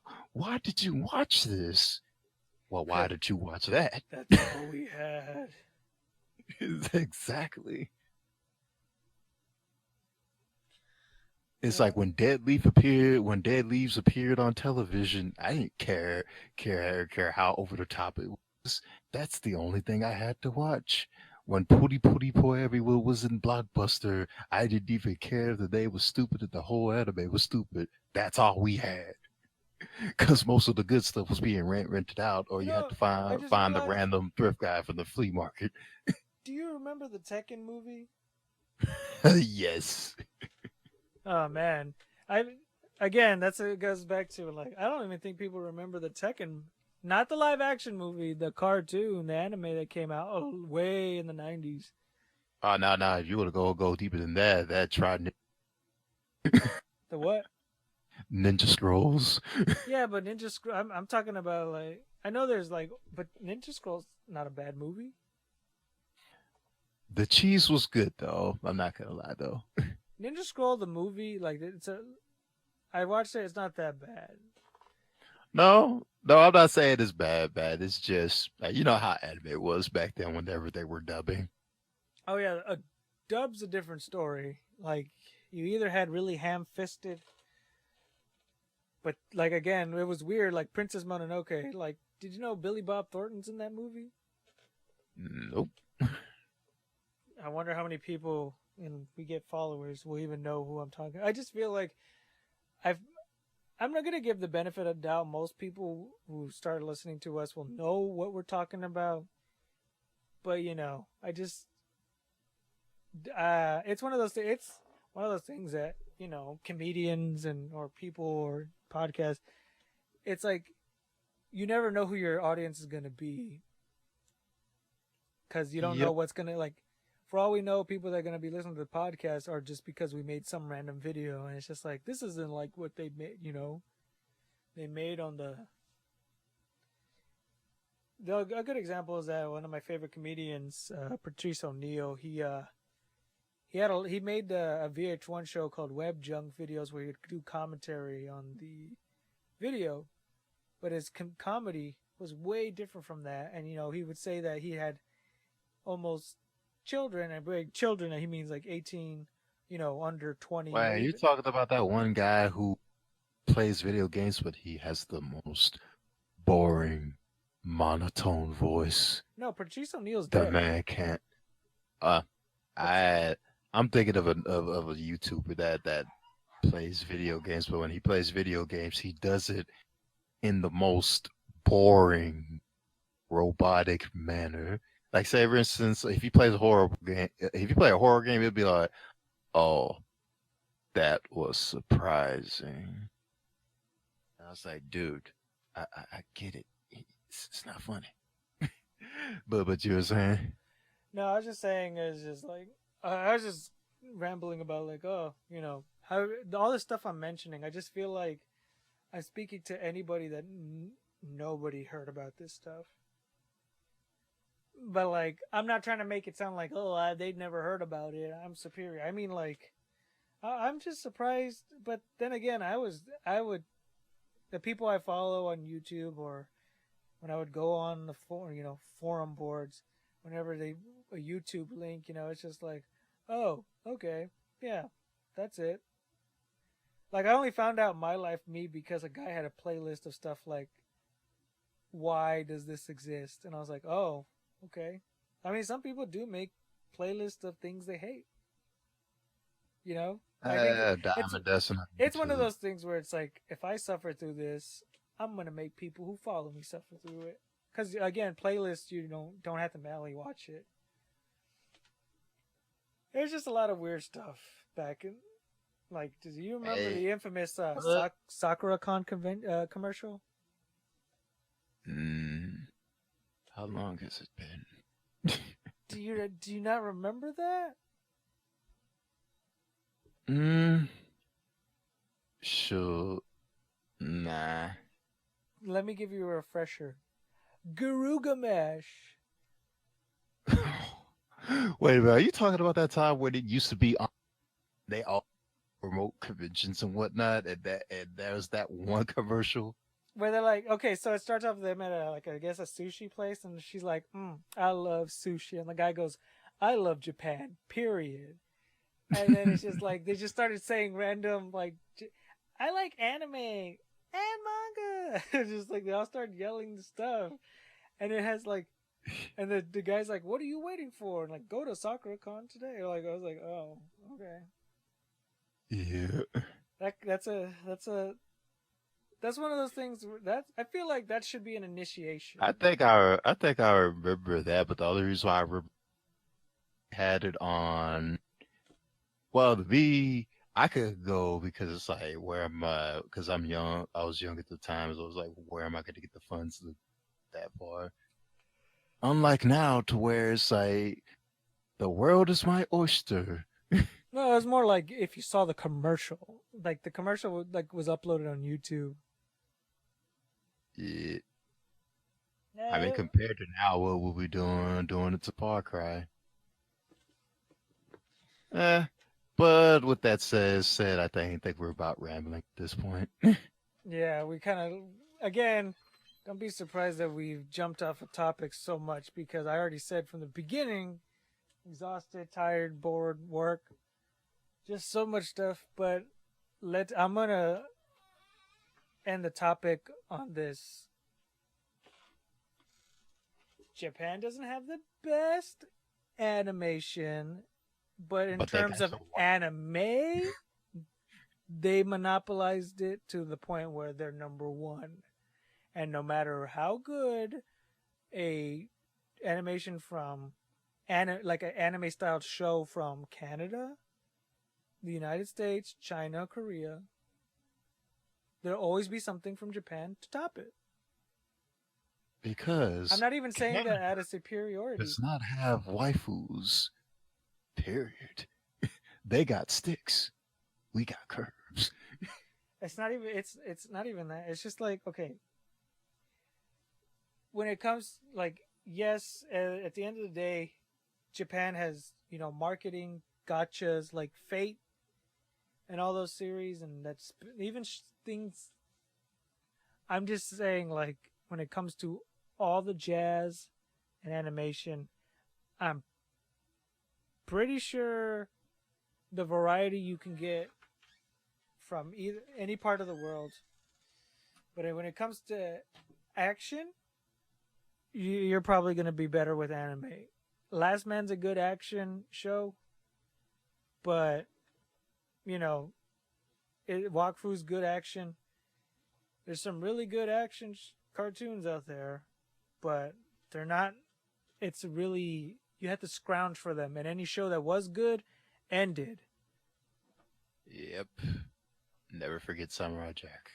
Well, Samurai Jack concluded. I'm talking about like never coming back.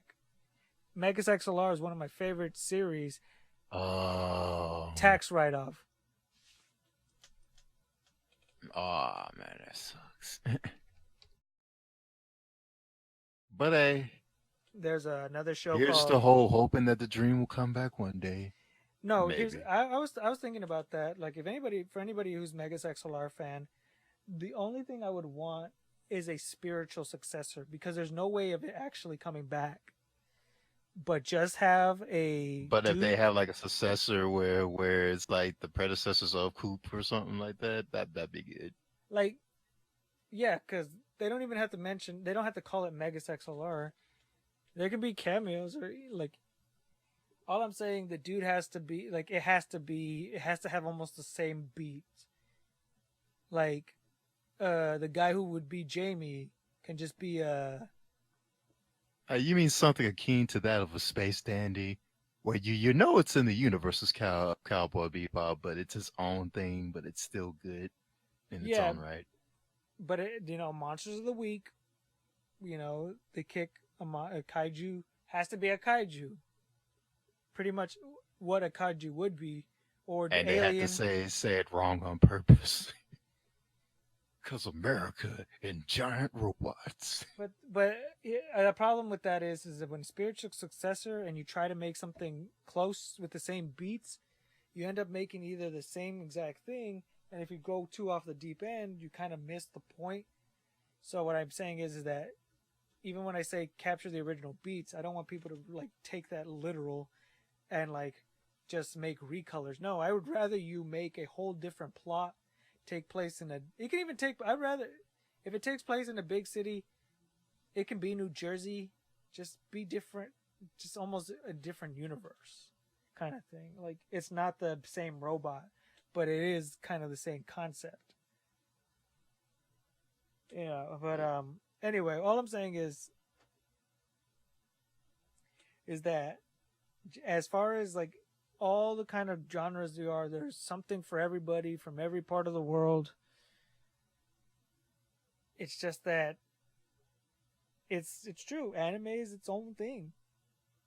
It's And it's weird. getting bigger and bigger by the day, which that makes me happy. It's getting bigger despite losing a big part of it. Yep. We lost one of the, I think what would be considered one of the best,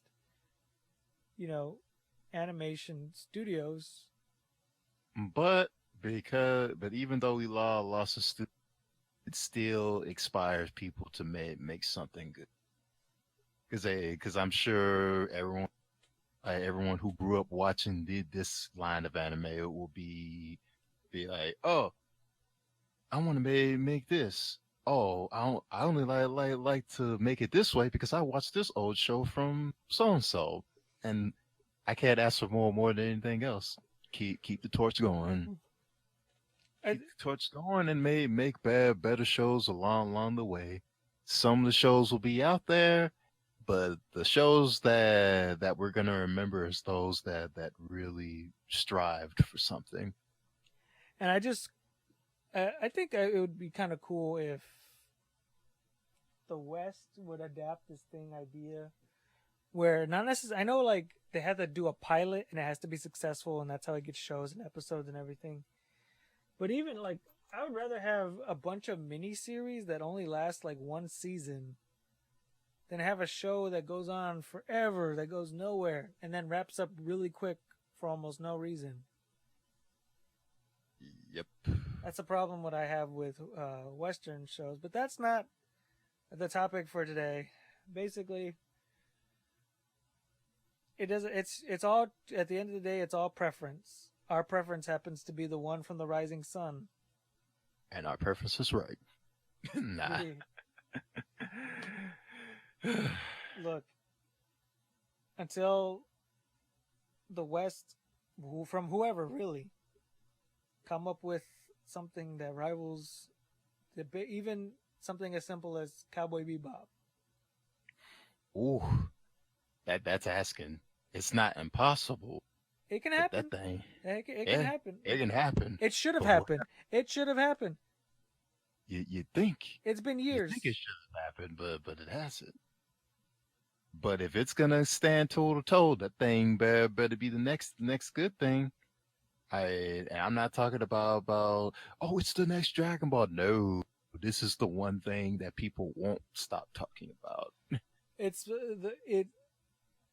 the West needs to drop the idea that adult cartoons have to be edgy or mature. There just needs to be a good blend where it's just like, oh wow, like it's not. It's almost. It was just made because they're always trying to make it for a target audience. Like Cartoon Network, obviously, when the show gets on it, it's for children. And yes, it can have a lot of mature themes for a kids show. I could debate on that one with certain modern day cartoons, but that's for another day. All I'm saying is that most cartoons that are getting made, like Adult Swim, is taking risk with a lot of things, like the new show Primal coming out that's created by Gennady Tartakovsky, the guy who made Samurai Jack. and that's what I like. That's what I like seeing. But that one's gonna, be that has a lot of gore in it. It's gonna be action. May not be, but it's not edgy gore. It's just visceral. Hey, as Because long as long as it's not frat boy, let's go do something stupid. I'll give it a shot. Yeah, the problem is you either got your Steven Universe or Family Guy in the West. There's no in between where you can have like a really decent show. Like I know Legend of Korra and Avatar, but those are almost anime inspired to a point where I don't know, it just doesn't. I feel like those and even Voltron. Well, Voltron was technically an anime before, in the old days. Yep. Some of them are good, but it'll be Hey, up what to if the time to determine what was good and what. Who knows? But right now, no matter what anybody says, Japan #1, yay! Rah, rah, rah. Yep. Look, Ray Zero season 2's coming out. All right. Hell yeah. So we already have a biased opinion. Yeah. We're exhausted too. So we're saying this is almost like this would be no different from a drunk podcast if we ever did one, which I think that might be a good idea. But we're so. 500 million subscriber. Nah, I'll let you get drunk because I can't. I don't know. I have never gotten drunk either. I don't drink to get drunk. I don't drink, period. So. Oh yeah, no, and I wouldn't force that on you. It was a joke. I'm just saying this is the closest thing to a drunk podcast is being exhausted to the point where we're just rambling. Yep. So with any closing statements? Nah, I got nothing. Nah, because that's about it for me. Is like besides like personal life and necessary sense. Yeah, but that could be a bonus in the future. Like if we ever make it up there, they're just like, "Hey, tell us one of your wacky zany stories." Yeah. Anyway, what about I thought I was gonna say something, but in the immortal words of Ziz, we're all going to make it, bruv. Just keep on trucking, everybody. We'll get there.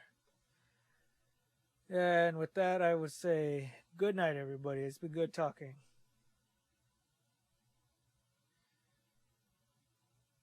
All right, I think we're done. How long did we go?